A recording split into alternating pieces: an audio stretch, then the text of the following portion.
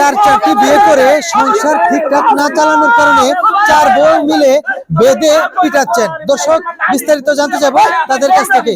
তো আপু, আপনারা এরকম ভাবে মারামারি করেন না ভাই, আপনারা কি উঠাইতে পারবেন ওনাকে?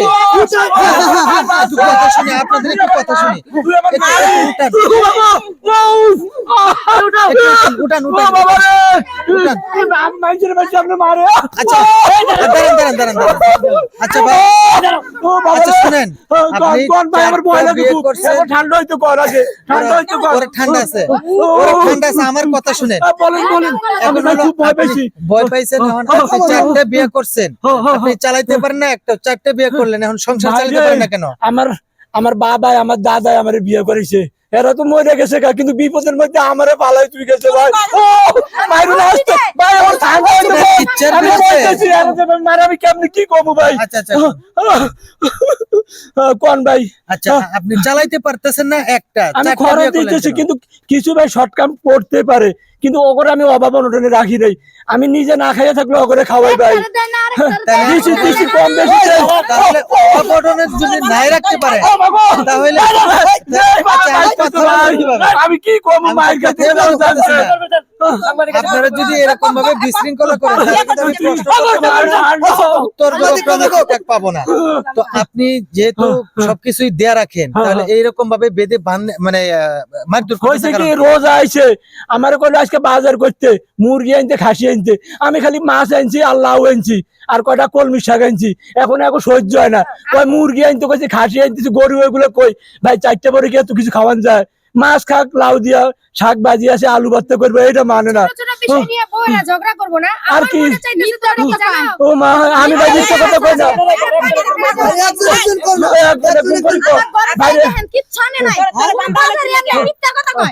বাজারের লেগে বাজারের লেগে আরে মাইরো না, আমি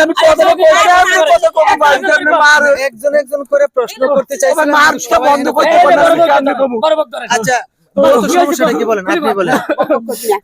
আমার কথা, আমার দেশ সুখ শান্তি হয় না, আমার পর বিয়ে করছে, এটা দেশ শান্তি পায় না, বিয়ে করছে ওটা দেশ সুখ শান্তি না করছে, কোটা বাজার। ও ভাই মার্চটা বন্ধ করতে পারবো না, ভালো কথা, সমস্যা নাই, কিন্তু সংসার চালাতে নুন আনতে বন্ধ যাব কে? নুন আনতে মারমত কি দর্শক, আসলে এখানে মোটামুটি বিশৃঙ্খলা সৃষ্টি হয়ে গেছে।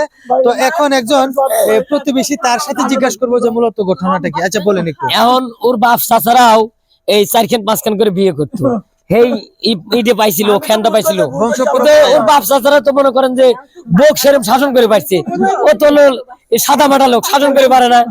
এখন ধরেন এগুলো একটা শাস্তি দিচ্ছে, আসলে তরি তরকারি কিছু নয়, এটা কোনো ফেকলে, এটা একটা লজিক দিয়ে একজনকে তো মারা লাগবে, ঠিক আছে, স্বামী মনে করেন যে শাস্তি দেওয়া লাগবে। এখন মনে করেন যে বড় বউ, ছোট বউ, মেজো বউ যারা আছে, এরা আসলে হিংসা করে, একজন দেখতে পান না, এই জন্য গন্ডগোলটা হচ্ছে এরকম ভাবে বাইতে পিঠে।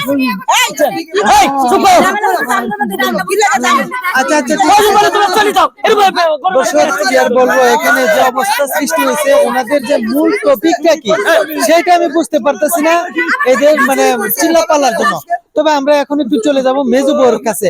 আপনারা কেউ কথা বলবেন না, একটু মেজু বউর সাথে কথা বলতে যাচ্ছি। আচ্ছা, মূলত কোন সমস্যার কারণে এরকম ভাবে আপনারা? আমাদের কারো কোনো অভিযোগ ছিল না, আমাদের একটাই সমস্যা, 4 বিয়ে করছে, আমরা বিয়ে করছি, ওদের বাংলাদেশ একটা মানে যে উপাধি আছে যে একটা পর একটা বিয়ে করে, তাই না? সমস্যা নেই, করুন, 4টা মুখে তো সমানভাবে দেখতে হবে। এক ঘরে বাজার আনলে 3 ঘরে বাজার বন্ধ, এক ঘরে বাজার আনলে 3 ঘরে বাজার বন্ধ, বাকি 3 ঘরে কেমনে চলবো, কেমনে খাইবো? হ্যাঁ, তাহলে তো 4 জনে ধরবো। বারবার তুমি অন্যায় করে যাবে, আমরা প্রশ্রয় দিব আর আমরা কষ্ট করব। আর এখন আমরা যদি ওরা শাসন করি, আম করে চলে যেতে কয়, এটা কেমন নিয়ম? আপনি কোন চলে যাবার কথা বলেন? এই লোক আবার বিয়ে করবার চাবে লাগছে, শাক দিয়ে মাছ ধরতেছে, পুরুষ দেখে পুরুষের পক্ষ নিবেন না, আমরা চলে যাওয়া এই তো এগুলি তো দর্শক, আসলে আমাদের এই ভিডিওটা বানানোর অর্থ ছিল বিনোদনের জন্য, কিন্তু এটার মধ্যে একটি আপনাদেরকে সতর্ক বার্তা দিতে চাচ্ছি। কারণ হলো, এরকম ভাবে বর্তমান প্রজন্মে কিন্তু একের পর এক বিয়ে করা কোনোভাবেই সম্ভব না। কারণ হলো, একজনকে যত যাই দেন, হয়তো একটু ত্রুটি দেখিয়ে হয়তো সংসারে অশান্তি সৃষ্টি হয়ে যেতে পারে। সেই ক্ষেত্রে কিন্তু একটা বউ নিয়ে আপনারা সারা জীবন সুখে শান্তিতে থাকার চেষ্টা করবেন। একের অধিক করতে গেলে এই ধরনের সমস্যায় পড়তে পারেন। তো দর্শক, যদি এই ভিডিওটা ভালো লেগে থাকে তাহলে অবশ্যই লাইক, কমেন্ট, শেয়ার করে আমাদের পাশে থাকবেন। ধন্যবাদ সবাইকে।